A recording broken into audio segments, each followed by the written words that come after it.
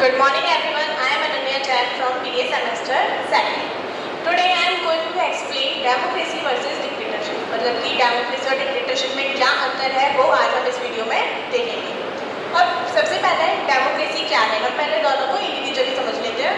तो डेमोक्रेसी जो है वो एक ऐसी फॉर्म ऑफ गवर्नमेंट है जिसमें सुप्रीम पावर लोगों के पास होती है, मतलब उसके सिटीजन्स के पास होती है। और एक बहुत बड़े स्कॉलर रहे हैं अब्राहम लिंकन, उन्होंने बोला है कि जो डेमोक्रेसी है वो एक गवर्नमेंट की फॉर्म है जो कि लोगों के लिए है और लोगों की है। इसके बाद मेरिट्स और डिमेरिट्स।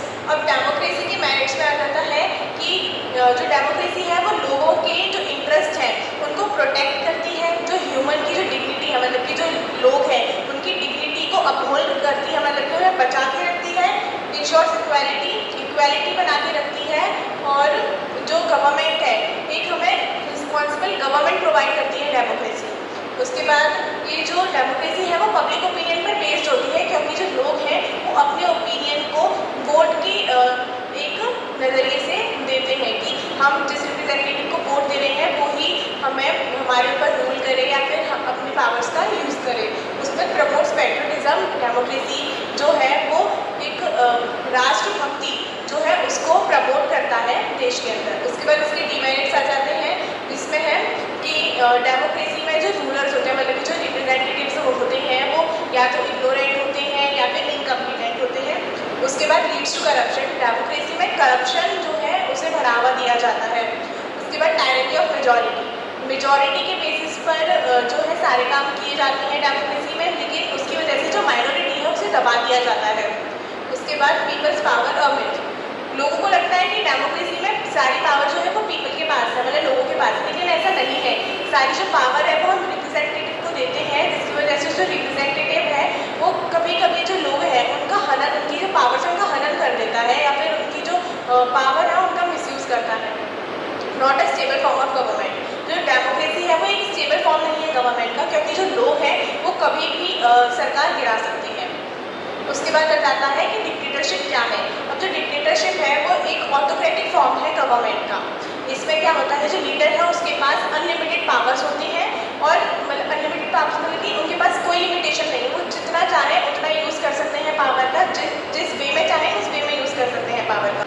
उसके बाद आ जाता है इसके मेरिट्स एंड डिमेरिट्स। मेरिट्स में सबसे पहले तो आ जाएगा लो क्राइम रेट्स।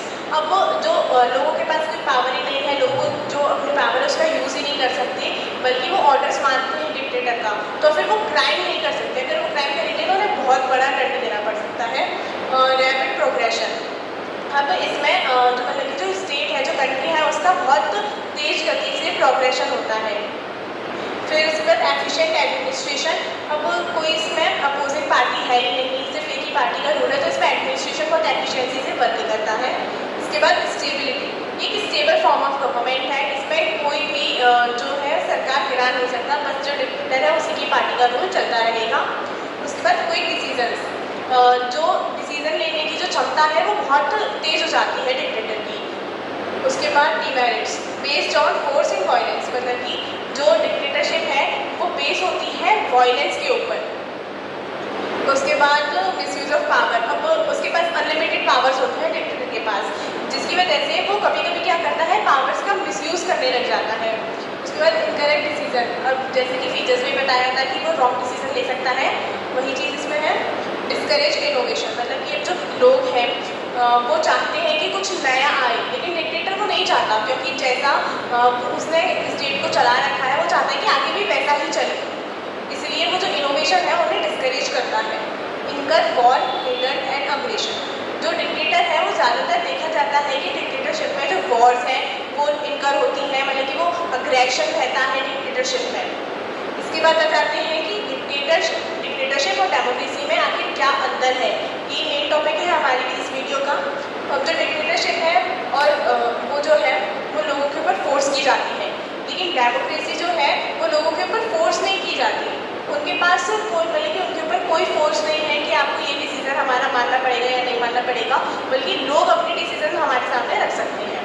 इसके बाद जो है जो डिक्टेटर है वो कॉमन पीपल को डिसीजन लेने के लिए अलाउ ही नहीं करता है, लेकिन हमारी मतलब कि जो डेमोक्रेसी है उसमें फ्री एंड फेयर इलेक्शंस होते हैं, मतलब मतलब कि जो हम चाहते हैं कि लोग जो है वो डिसीजंस लें। उसके बाद जो डिक्टेटर है उसके पास ऑब्सोल्यूट पावर होती है, मतलब कि सारी पावर्स उसी के हाथ में होती है डिक्टेटर की। लेकिन डेमोक्रेसी में जो सारी जो चॉइस है, जो अपॉर्चुनिटी की जो पावर है, वो सारी जो चीज़ें हैं वो लोगों के पास रहती हैं। इसके मतलब कि जो सारी पावर्स हैं वो लोगों के हाथों में है। अब एग्जाम्पल देखें तो डिक्टेटरशिप के एग्जाम्पल में आ जाता है जर्मनी, इजिप्ट और इटली। जो सबसे ज़्यादा जो डिक्टेटरशिप का काल रहा है वो डिक्टेटरशिप में जो वो जर्मनी, इटली और इजिप्ट में रहा है। और जो डेमोक्रेसी है उसके सबसे अच्छे एग्जाम्पल है यूएसए और इंडिया। अब इसका कंक्लूजन क्या निकला? कंक्लूजन में हम ये कह सकते हैं कि जो डेमोक्रेसी है वो एक ऐसी फॉर्म ऑफ गवर्नमेंट है जिसमें जो बेनिफिट्स हैं वो लोगों में बांटे जाते हैं, लेकिन डिक्टेटरशिप में लोगों के साथ नहीं बांटे जाते हैं वो। और जो डेमोक्रेसी है वो वीकर इंसेंटिव प्रोवाइड कर पाती है अपने पॉलिटिकल पार्टीज़ को या फिर अपने साथ के लोगों को। लेकिन डिक्टेटरशिप में ऐसा नहीं होता है, वो अपने सपोर्टर्स को ही देते हैं और किसी को नहीं देते, तो वो ज़्यादा इंसेंटिव्स प्रोवाइड कर पाते हैं।